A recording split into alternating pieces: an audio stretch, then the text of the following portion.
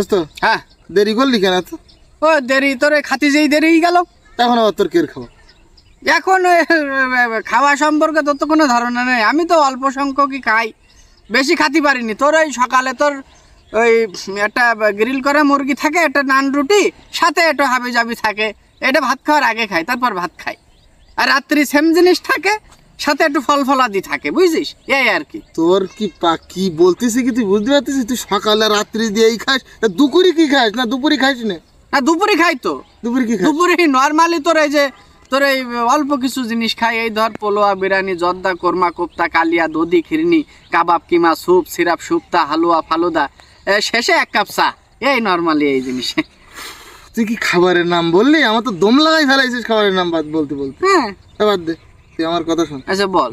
তোর যে পরশুদিন একটা পাখি গিফট করলাম, হ্যাঁ কেমন? ও পাখি হেভি টেস্ট দোস্ত, অসাধারণ টেস্ট ও পাখির। তুই পাখির টেস্ট মানে তুই পাখি খেয়ে ফেলাইছি না? তো শুধু কি খাইস তোর? আমি তো ওই পাখি খেয়ে এত ভালো লেগেছে আমার যে আমি এখন ছুটি আসলাম যে তোর কাছে ওই পাখি আরো 2টো নেবো। তাই অসাধারণ টেস্ট দোস্ত।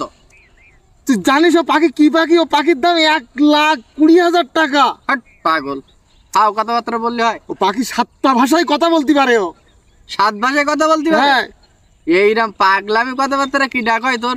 7 ভাষায় যখন ও কথা বলতে পারে, হুম। তা আমি যখন ওই পাখি যখন খাবো, আমি যখন জবাই করতে গেলাম, হ্যাঁ। তখন ওই পাখি তো বলবে আমার যে আমার জবাই করি না, তা তো কিছু কইলো না। হাও কথাবার্তা কইস তুই, হট। ও হয়তো বুঝে উঠতে পারেনি বা নতুন জায়গায় ভাবি। আমার কথা শোন, বল। যাই হোক, ও পাখির আমি কথা বাদ দিলাম। তুই পাখি খাবি কেন? পাখি খাওয়াটা তো অপরাধ। পাখি পাগল, অসাধারণ টেস্ট না পাখির একটা। এই শীতের সময় যে আমাদের এখানে পাখিগুলো আসে, এই পাখি যে খাতি এত সুন্দর লাগে, তো তোর কি বলবো। ও মাইক এই পাগল, তো তুই পাখির টেস্ট ঠিক আছে, তুই পাখির অন্যান্য যে প্রজাতি, আমাকে হাঁস আছে, মুরগি আসে, এইগুলো খাবি। শোন আমার কথা। ও তো খায়। আরে তাই তুই এই যে অতিথি পাখি, এগুলো তো সংকটাপন্ন। এরা আমাদের অতিথি হিসেবে আসে, এরা আবার চলে যায়। এইভাবে যদি আমরা পাখি নিধন করি, এরা তো আর আসবে না। এই দেখ, ছোটবেলায় আমরা অনেক পাখিগুলো দেখতাম, হ্যাঁ এখন কি আর সেসব পাখিগুলো দেখা যায়? অবশ্য পাখি তো দেখা যায় না সে।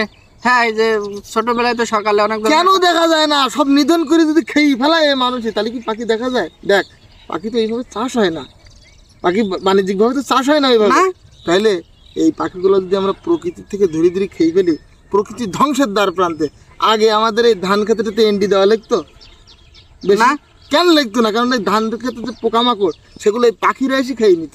এখন পাখি নাই পর্যাপ্ত পরিমাণ, এই জন্য এই তোর পোকামাকড় ভর্তি হয়ে যাচ্ছে। ফসল দিতে এখন কীটনাশক ব্যবহার করতে হয়। সব কিছু এই জীব বৈচিত্র্যটা নষ্ট করতেছে আমরা। এই জন্য পাখি নিধন বন্ধ করতে হবে দোস্ত। পাখি খাওয়া যাবে না, যাবে না। আসলে বুঝতে পারি তো। আসলে তাহলে তো তুই আমাদের আগে বলতিস, তাহলে তো। তুই কত বড় খারাপ কাজ করেছিস। তুই পাখিটা, এগুলো একটা সুন্দর একটা জীব বৈচিত্র্য, দেখা যায়, কত ভালো লাগে দেখতে, তুই খেয়ে ফেলাবি ধরিপ পারা। আসলে এটা আসলে দোস্ত, তাই আমার তো ভুলেই গেছে। হ্যাঁ, তাহলে ভাই আর কেউ পাখি আর কেউ খাবেন না। আসলে এগুলো উচিত না, পাখি ধরি ধরি খাওয়া, জবাই করি, এগুলো খুবই খারাপ দেখা যায়। আমরা নাই ভুল করেছি, আপনারা কেউ ভুল করবেন না।